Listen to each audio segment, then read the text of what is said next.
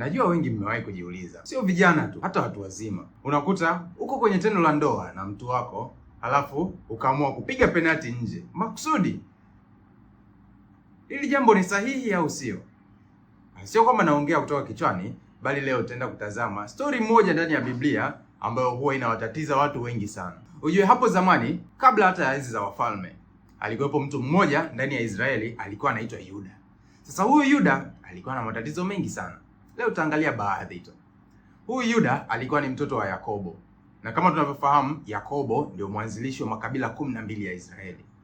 Japokuwa mtoto wake wa kwanza alikuwa sio Yuda, ila Yuda alikuwa anaheshimika sana kuliko yule mtoto wa kwanza. Kwa sababu gani? Hiyo ni historia ya siku nyingine. Tubaki kwa huyu Yuda. Yuda alikuwa anaheshimika sana. Na Yuda akatafuta mke.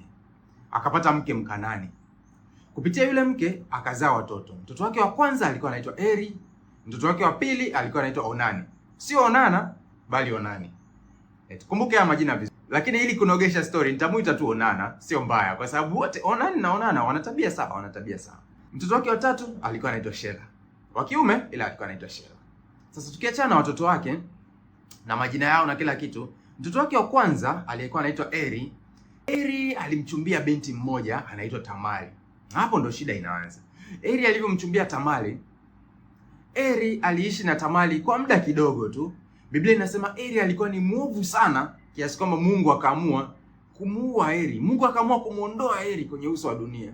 Sijui huyu jamaa alikuwa ni mwovu kiasi gani. Kuna watu ni waovu, P.Diddy ni mwovu lakini hajaondolewa kwenye uso wa dunia, si ndio? Kuna watu ni waovu sana duniani lakini sijajua huyu alifanya uovu kiasi gani, ila ndio hivyo.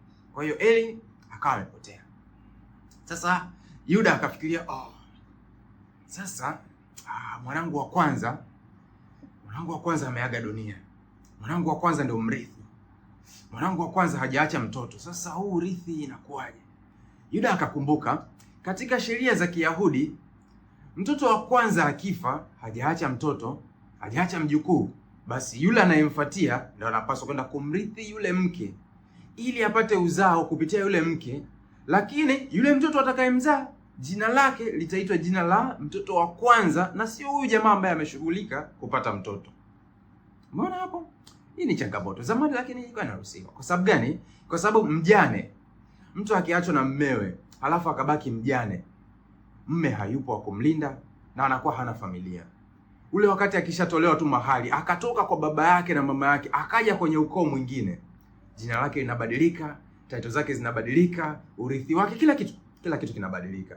Sasa huyu Tamari ameshatoka kwenye ukoo wao, yupo kwenye ukoo wa Yuda. Si ndio? Yaani kwanza yuko kwenye ukoo wa Yuda. Ukoo wa Yuda, ukisikia jina Yuda unafikiria nini? Sijui kama unaweza ukawa na best friend anaitwa Yuda alafu ukamwamini.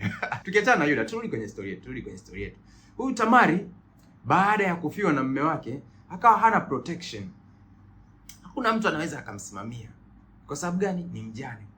Na pia anakuwa hana heshima ndani ya Israeli.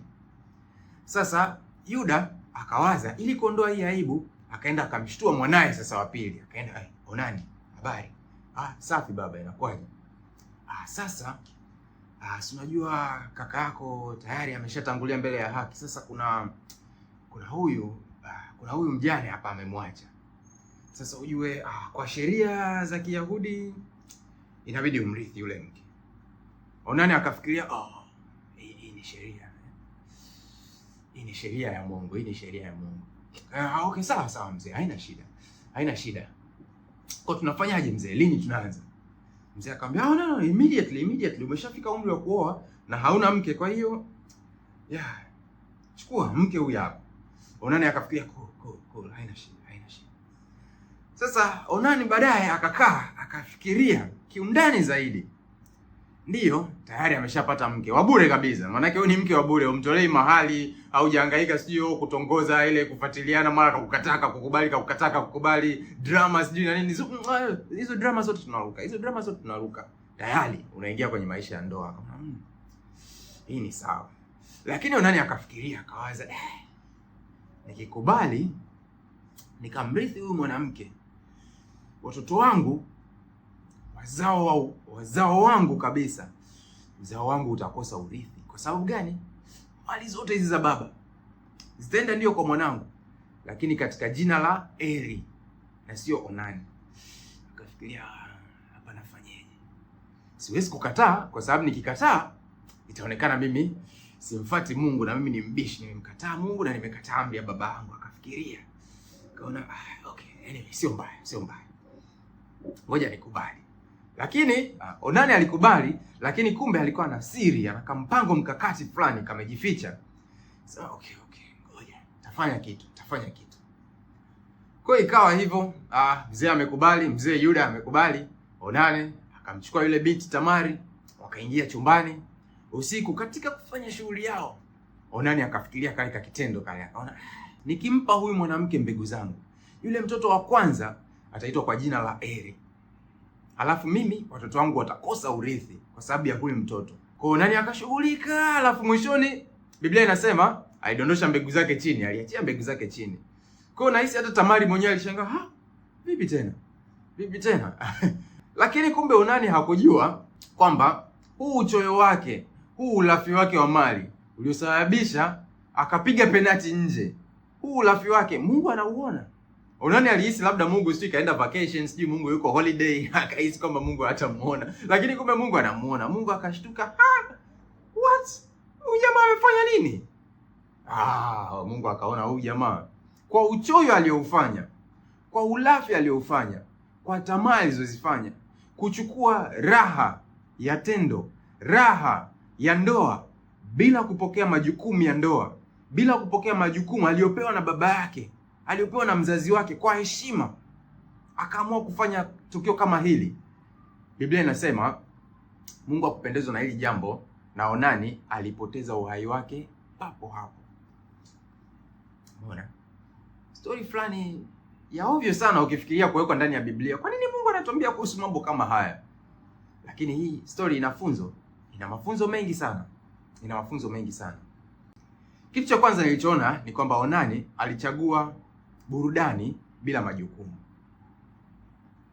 Ukichagua burudani, slope, bila kuwajibika, mwisho wa siku hata Mungu afurahii. Unachagua kwamba sijui nifanye nini, hauna kazi, hauna mwelekeo, unaona ngoja tu labda nikipiga hapa hivi, nikiwadhulumu watu kadhaa, nikitapeli kidogo hivi nitapata mali haraka. Unachagua kupata mali haraka bila kuwajibika. Huu ni uchoyo, na hii ni tamaa mbaya mbele ya Mungu. Huu ni ulafi mbele ya Mungu.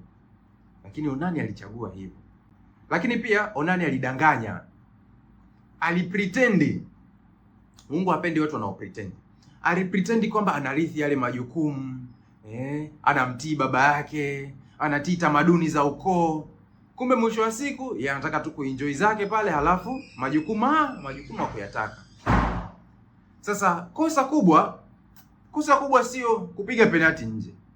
Kosa kubwa ni kukwepa majukumu. Unapokwepa majukumu, unakuwa umejiweka mbali na uso wa Mungu.